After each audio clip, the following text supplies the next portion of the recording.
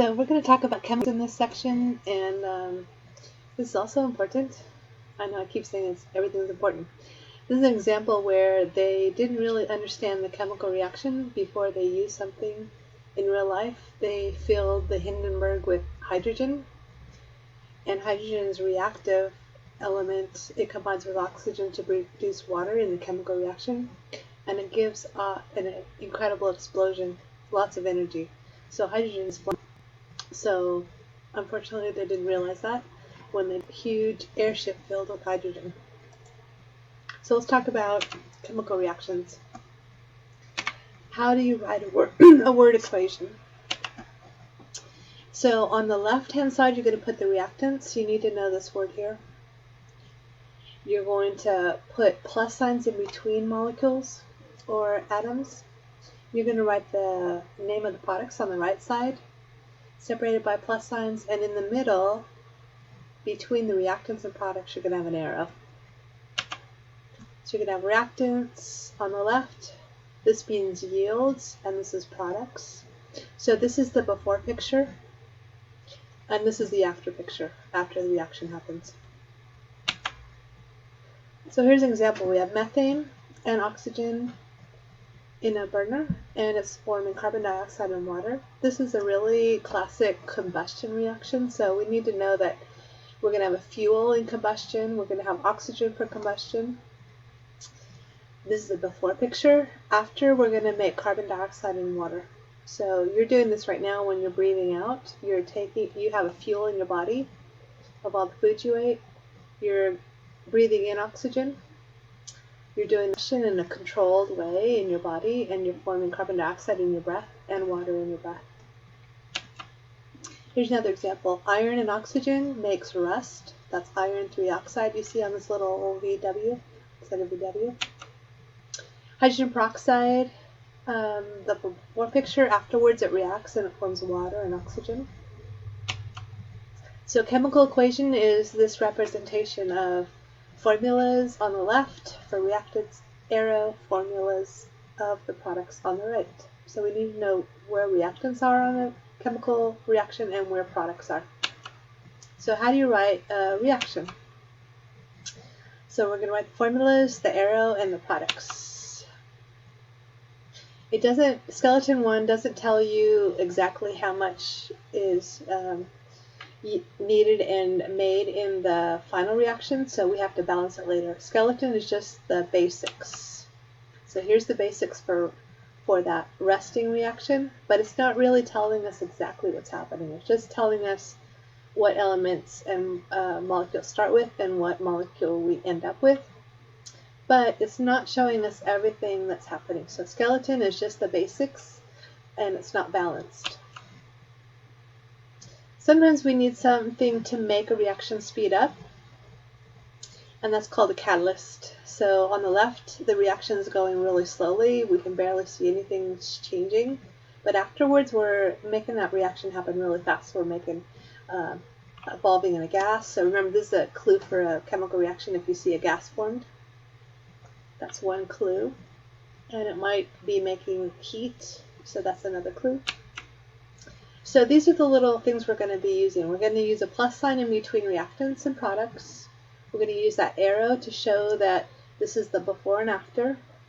Some reactions can go before, after, then after to before. They are reversible. They can go backwards and forwards, so we show it that way.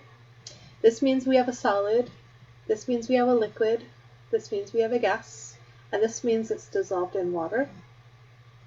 This means heat. Both of these mean heat. Delta or heat written like that. This little thing is a catalyst. So if we have a catalyst, this is not used up in the reaction. It's just used as a performance enhancer like thing. Okay. So we're going to try some. So this is just telling you the reactions in words. So you have to be able to take the words and make it into formulas. So that's a good skill. It's back from our naming that we learned about. So we're going to we were told we had a solid hydrogen carbonate. So if you haven't memorized your ions, you're going to have trouble here because we have to go from words to formulas. So this is sodium hydrogen carbonate, and they told us it's solid, so I'm going to put a little S there. we have hydrochloric acid. It's aqueous in water. And remember, this is a clue that you have an H in the front and you have aqueous here. That's a clue that's an acid. Then we had aqueous sodium chloride, so that's what that says. We had water, and water is always a liquid at room temperature. Carbon dioxide is a gas.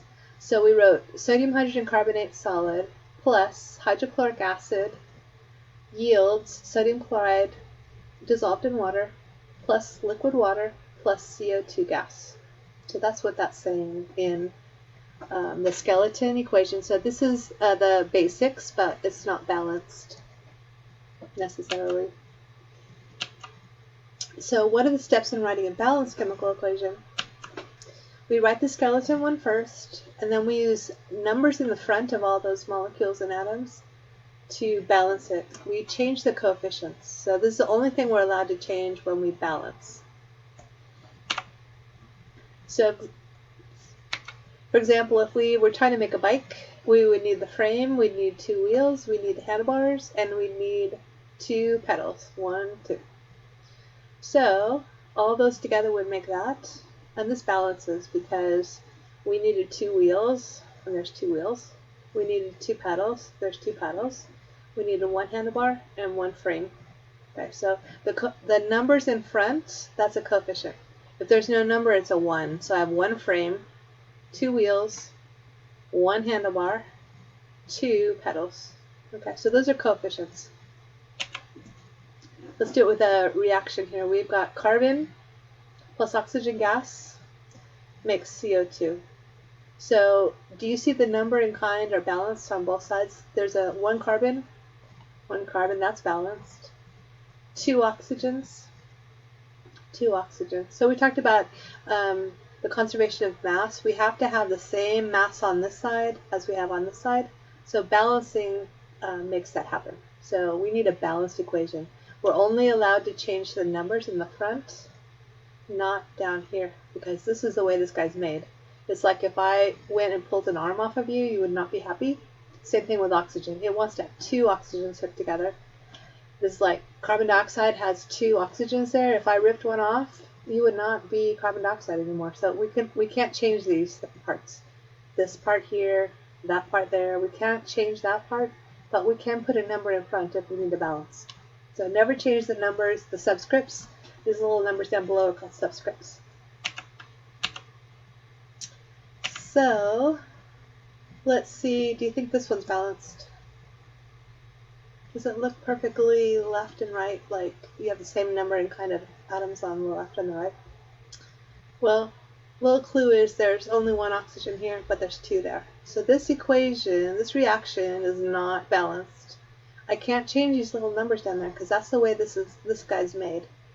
Okay, these are diatomics, hydrogens, diatomic, oxygen, diatomic. Water's made that way. I can't change the form of these molecules, but I can change how many I have of each kind.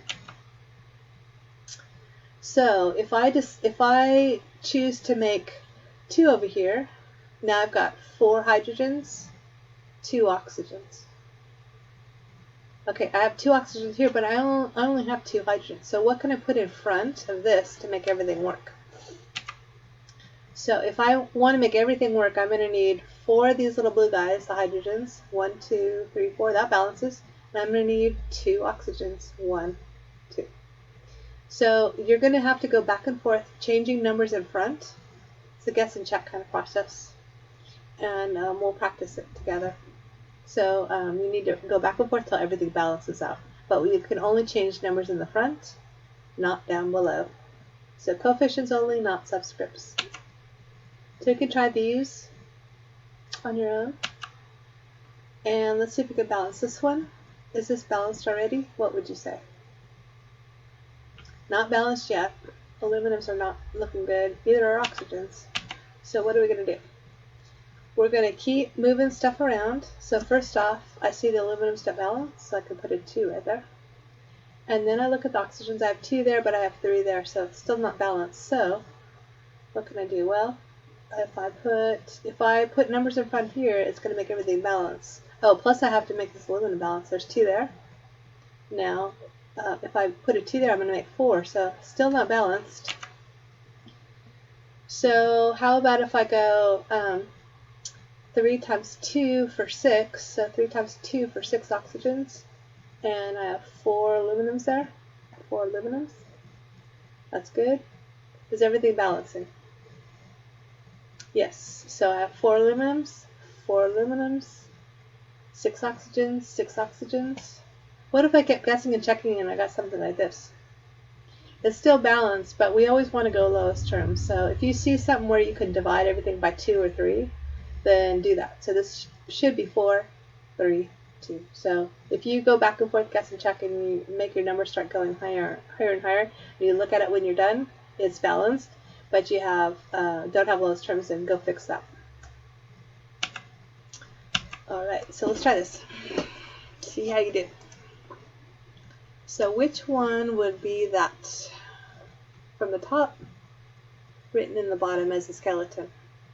Correct word equation.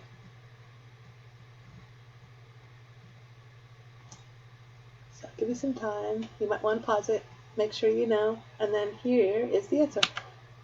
Okay, so propane plus oxygen yields water and carbon dioxide.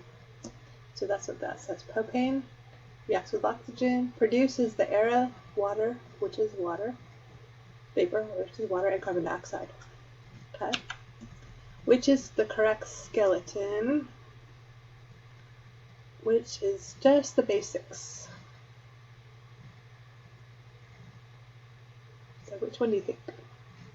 So this one's called the skeleton. It doesn't have any numbers in front. It's not balanced, so that's the skeleton. Now try to balance this and put the right number here. Pause me, and try this one. And then when you're ready, unpause me, and let's look at the answer. So if you do all the math right, it'll read through that. So try balancing. It's a really important skill. It's good to talk to you about balancing. This is, of course, another important section for chemistry. I'll talk to you soon. Have a great day. Bye-bye.